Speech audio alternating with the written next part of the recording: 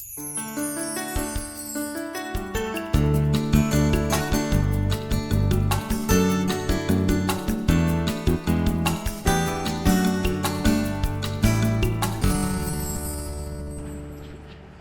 right, we're going to get started. I'm going to speak loudly. There's no amplification in the room. This is not a microphone, so if anybody can't hear me, I'll do my best to speak loud. I tend to be loud by nature. My name is Eric Myers. I'm the Vice Chair of the Planning and Zoning Commission in town here.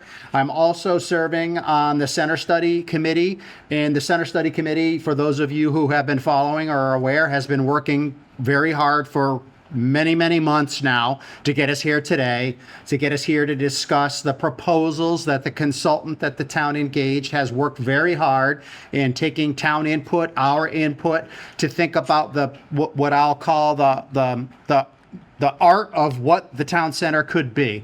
Ideas, proof of concepts, general themes, and it's time for you all to see the output of this work. We're gonna show you a brief presentation, and then we're gonna get going on the workshop to get all of your input on the work that's been done today so we can hone it and hopefully move towards a conclusion in early summer. With that, I'm gonna introduce our partners from BFJ Consulting. Thank you. Thank you, Eric. And I'm going to say the same thing. My name is Frank Fish, but if during this you can't hear me, just raise your hand and I'll speak louder. Because as Eric said, this is being recorded, but it's not a mic that amplifies. So I'll try to be loud enough so you can all hear. At any rate, tonight, what we hope to do is just go through a little bit with you all what we're asked to do with the committee, because we're really assisting the committee in this endeavor.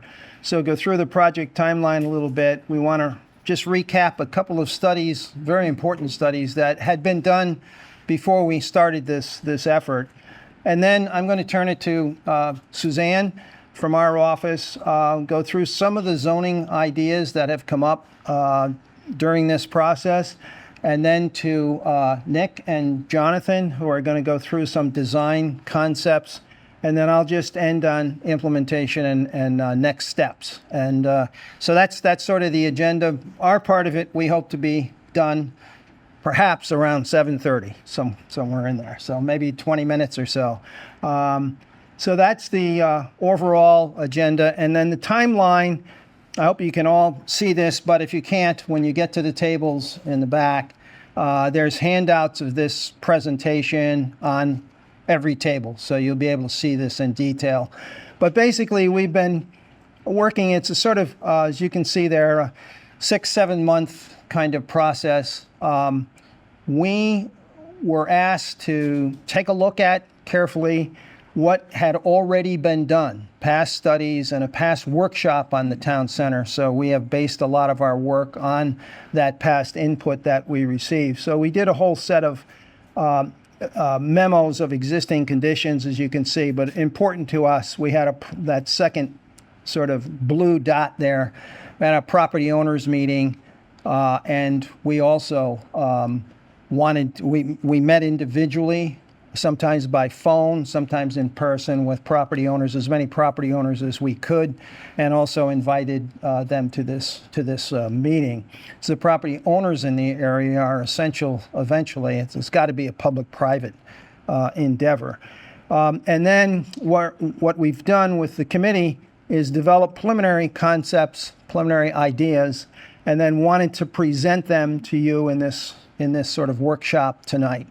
After this workshop, we'll meet with the committee again. They will take into consideration all of your comments. We'll get some final direction from them, and then we will turn our working draft, so to speak, into a more written draft with chapters in it, and then try to have a presentation at the end of June on that. And then the committee will be able to, again, take that, make any final edits to it.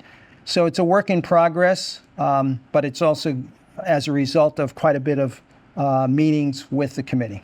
So that's the overall timeline. And we're asked to make sure, too, that we reflected what is the project goal as determined actually in a past workshop, partly that you all had.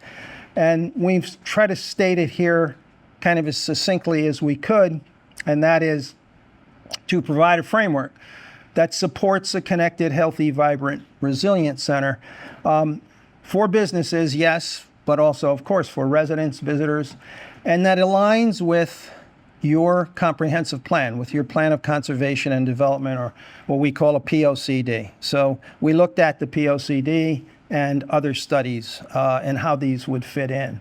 And your POCD it has many pages devoted to the town center, but it has specifically 4-page section on the town center. So we looked at that fairly carefully. I'm not going to repeat all of these, but I think you can see them.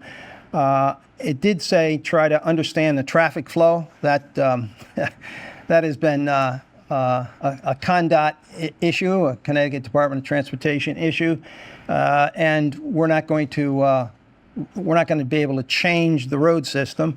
However, we have some ideas on the signalization of the lights, a better pedestrian flow. And then you can see there are signage, lighting, landscaping, the pedestrian access that I just mentioned, the utility infrastructure, expanding housing choice, maintain the center green, and we're going to try to improve it, we hope, as a focal point, and then promote the historic character, promote programming, and if we can, expand or strengthen commercial activity. We realize that there are some vacancies, and to try to improve that. We're asked also, we've heard over time sort of frequently asked questions. How will we achieve the vision when most of the town center is privately owned? Which is why we focused on meeting with private property owners and with businesses. But I think it does rely on not only a buy-in from property owners, but a zoning a scheme, if you will, that encourages business and that creates a plan that provides public amenities that are attractive to people. So then who will pay for this? So that's a key question. You'll see later as we go on in this design-wise that we are looking at a lot of sidewalk connections, better pedestrian connections. So far, I don't say that these grants will always be there.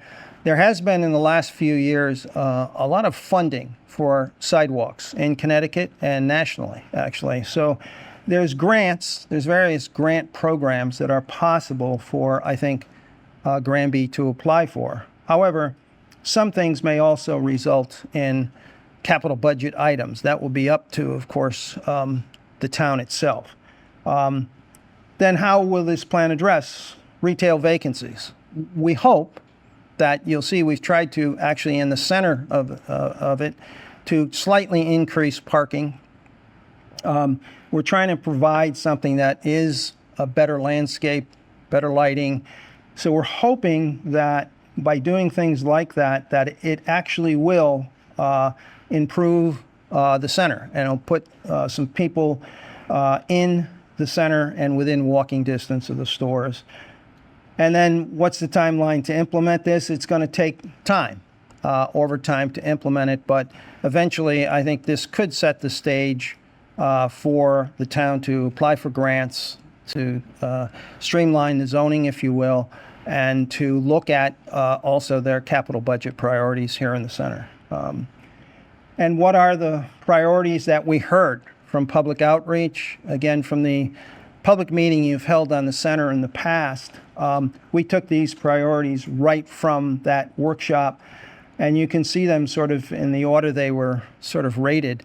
Walkability, accessible design, environmental sustainability, business connectivity, and beautification.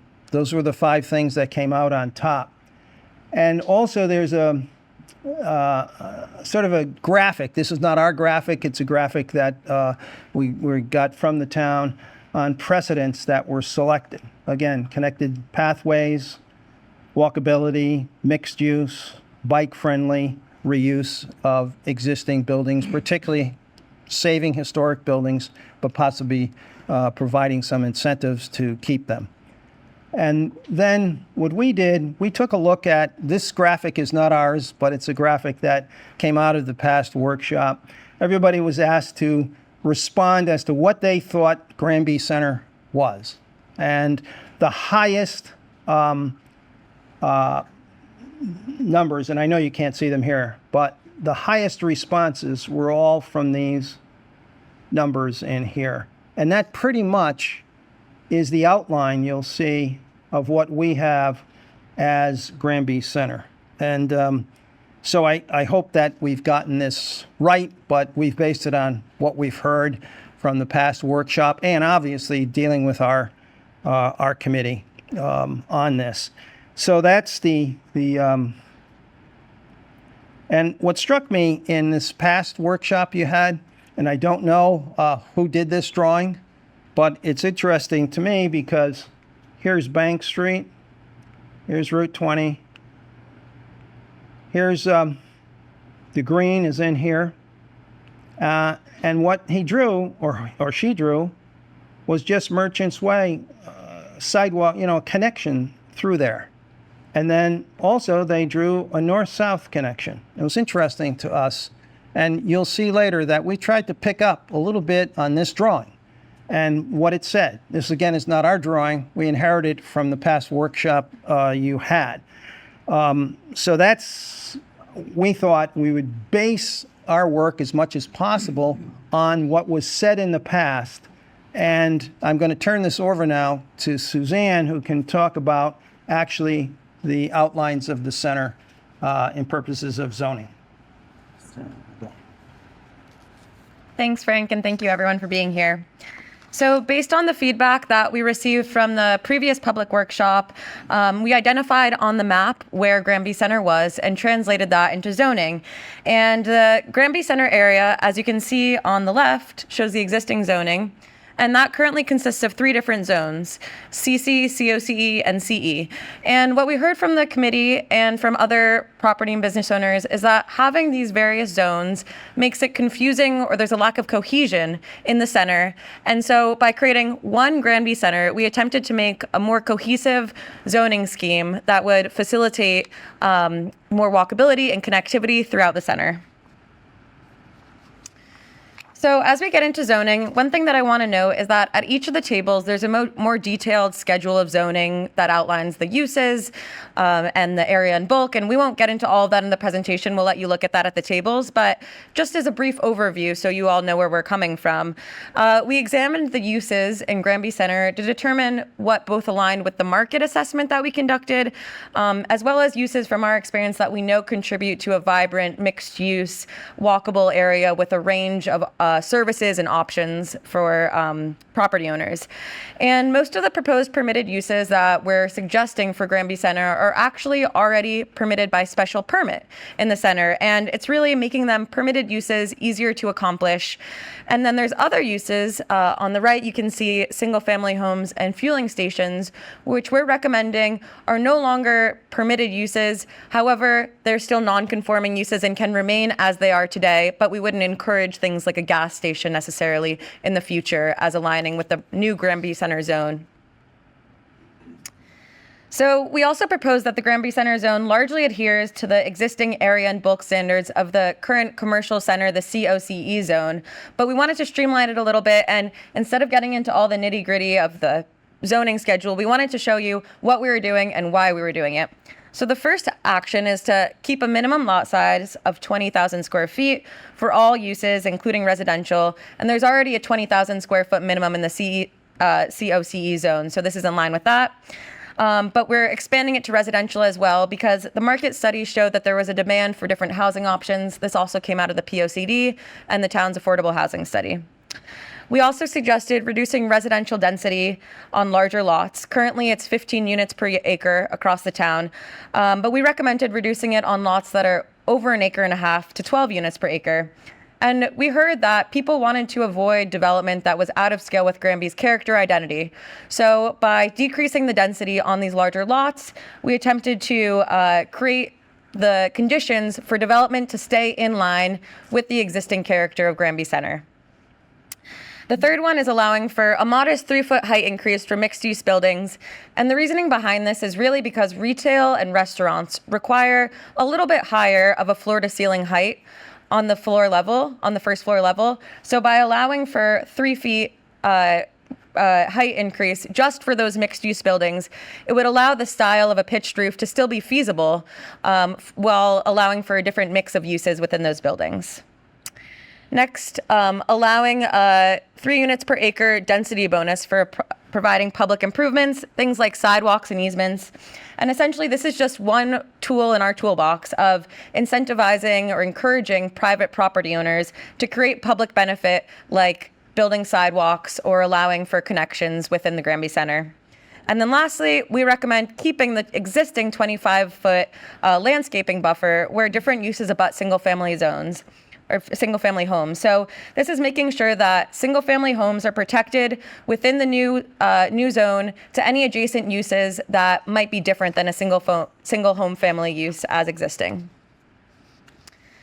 This is just showing a very slight increase in the height illustrated on the sections here. And as I mentioned before, this is just to show that on the right, you can see the higher floor to ceiling height on the first floor is really just accounting for that use that might be like a retail or a restaurant use that has a higher floor to ceiling height than your typical residential use. So it's just to accommodate that to the needs of those specific uses. But as you can see, it's a modest increase in height, 3 feet. For parking, the parking standards proposed, we decided would make the most sense to keep them the same for residential development. So that's including multifamily, 1-bedroom, 2+ bedrooms, elderly residential units. We suggested keeping those the same. For commercial uses, we suggested reducing them very slightly to align with and even exceed slightly the standards of the Institute of Transportation Engineers, which are used really as sort of a benchmark for what parking in different areas should be like. And so this aligns with that, is even slightly above to be slightly more conservative for parking. I'm going to pass it off to Nick, who is going to go over some of our design concepts. Thanks, Suzanne, and hi, everyone. So here, I just want to show the draft master plan that we have at this point. We're going to zoom in to a few of the key sections, but first, I just wanted to give you some overall highlights. So first thing is that we heard from the previous public workshop that connecting different businesses and walkability, accessibility were major priorities for the town. So we are adding lots of sidewalks. Key sidewalks include this center one that connects extends from Merchants Way to Grassroots Deep Roots, and then also various north-south sidewalks, and all of the new ones are highlighted in red. The other aspect that we wanted to highlight in this slide is just how we want to also be increasing, green space, and that includes in the town green, especially in the southern portion, as well as by Geisler's here to create a promenade-esque typology on Bank Street.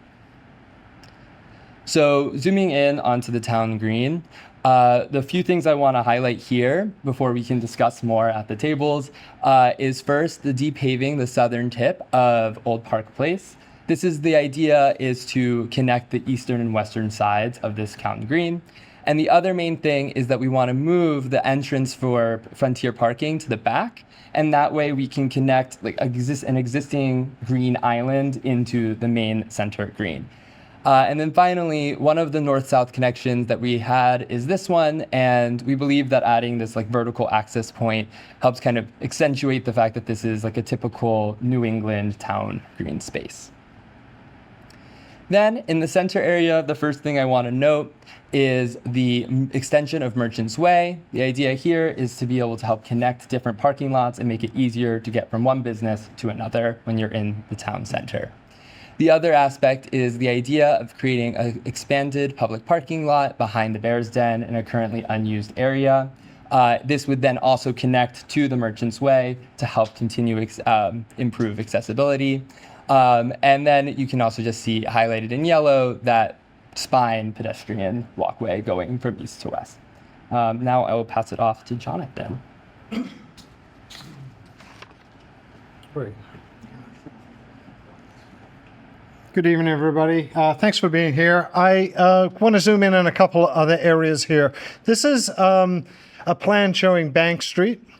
with Geisler's at this point, and this is re-envisioned potential new building, mixed-use building on the corner where the vacant bank is. This really is sort of like a linear green sort of public realm space, as Nick called it, a little bit of a promenade. But this really began with thinking about something that was very clearly identified in the previous workshops from those people who are bicycle advocates. A place to store, add some bicycle infrastructure. So this sort of began here with this area right here, and bike racks, and maybe a place to fix your bike and pump your tires up, and allow for other people or other modes of transportation to really sort of utilize and access the Granby Center.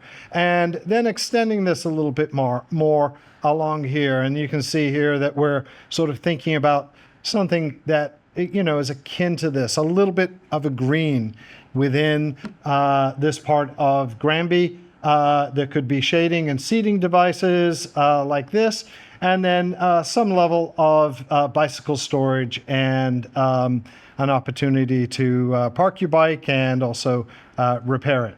The other important element shown here is sort of this creation of a change in the paving pattern, new crosswalks to connect Geisler's and the businesses that are here, again, trying to connect back into this new sidewalk network all the way back down to grassroots, and identifying that by making it sort of centered with a new paving pattern and a bit more of an attractive experience. We also know that down at 26 Hartford Ave, this is a vacant lot. It's been vacant for a while. We know it's privately owned, so this is all determined again on this public-private partnership.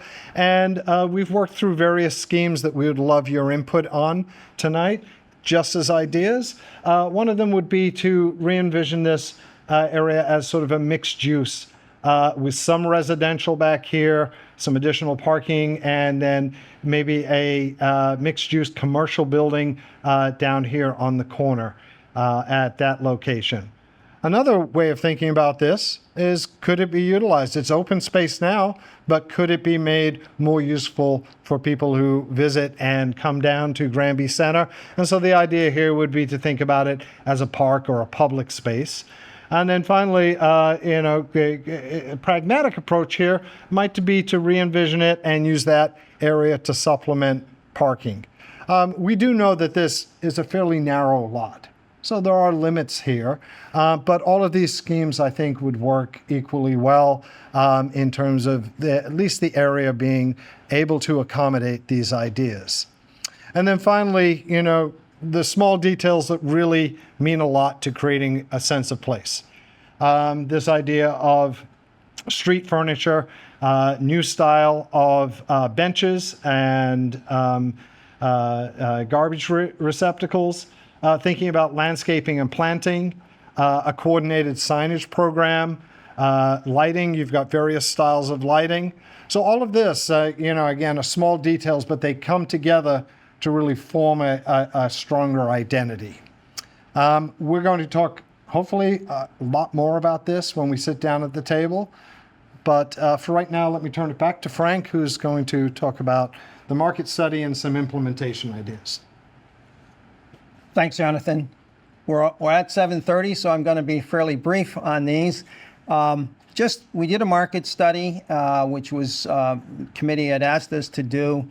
I don't think you'll be surprised by these findings, because anybody who shops on Amazon is part of the change in the retail atmosphere the last decade, probably. But retail's been affected by internet shopping a little bit. It's still there. It's still brick and mortar stores that we think will be around, but they're affected by it. And it calls for reinforcement or support for retail. Retail is not the strongest market segment here. In the office market, you have significant competition in terms of office and what is in the marketplace now. What came out as a stronger demand is some residential components, especially aimed at seniors and young professionals. So with the three of those, the market conclusion was to provide zoning that allows for all of them. Gives the owner of the property and businesses choices of what to do and what to build and how to do it, so that the zoning can be flexible enough to accommodate all of these uses within Granby Center, within this one zone. So that's the idea of the market study.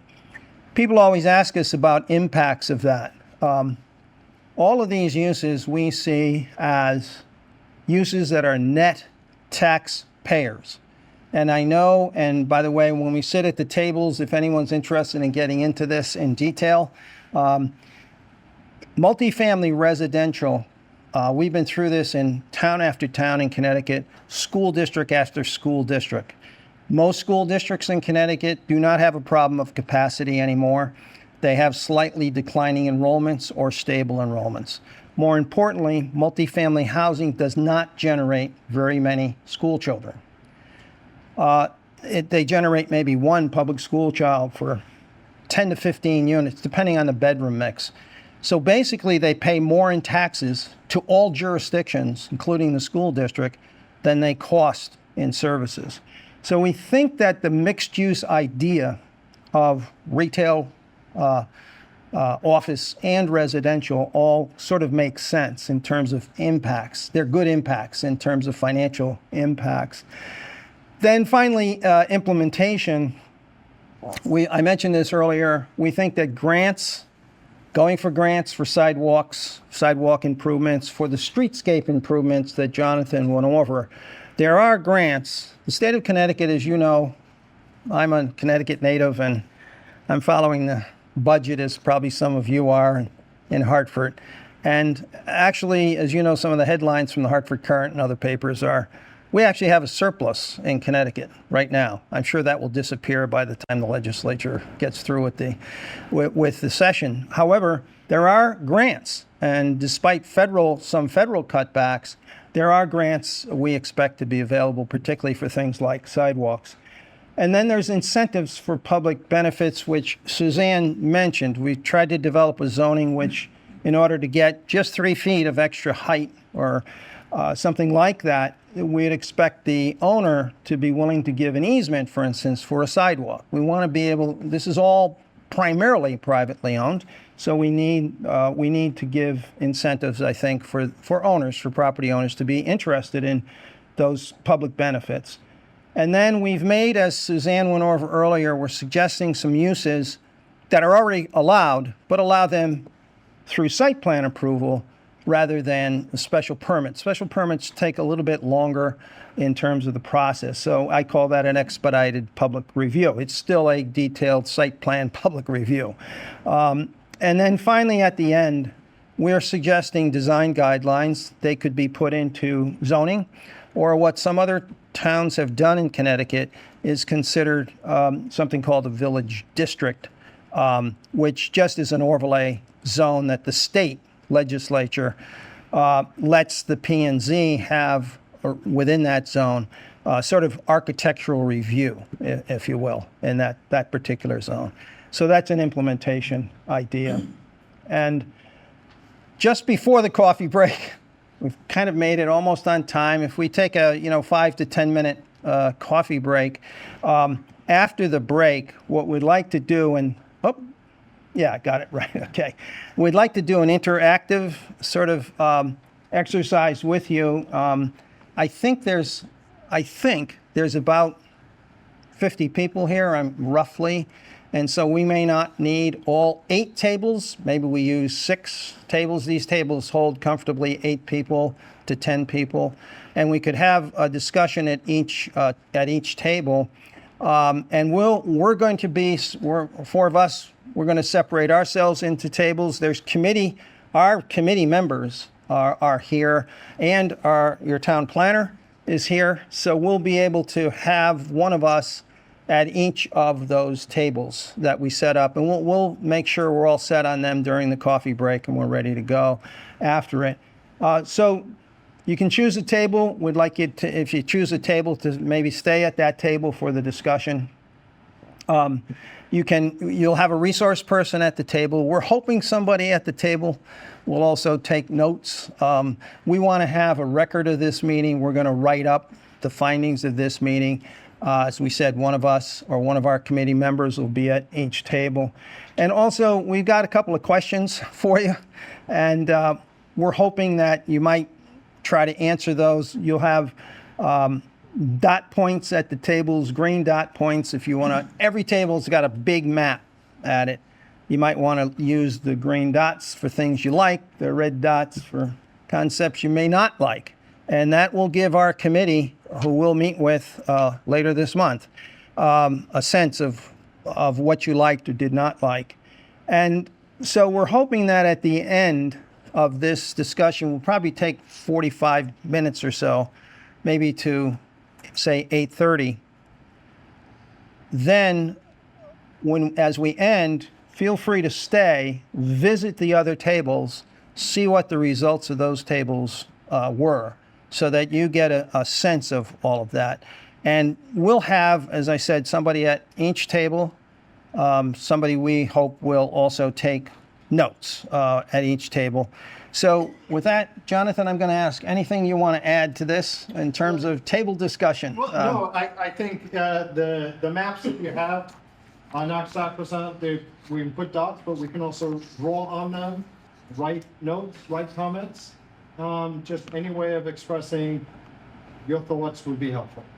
Thank you. Great. And we'll just spend 5 to 10 minutes, maybe to 10 of 8, for just a coffee break, and then it'll give us a chance to we might set this up into 6 tables rather than 8. Thanks very much, and thank you for your coming input.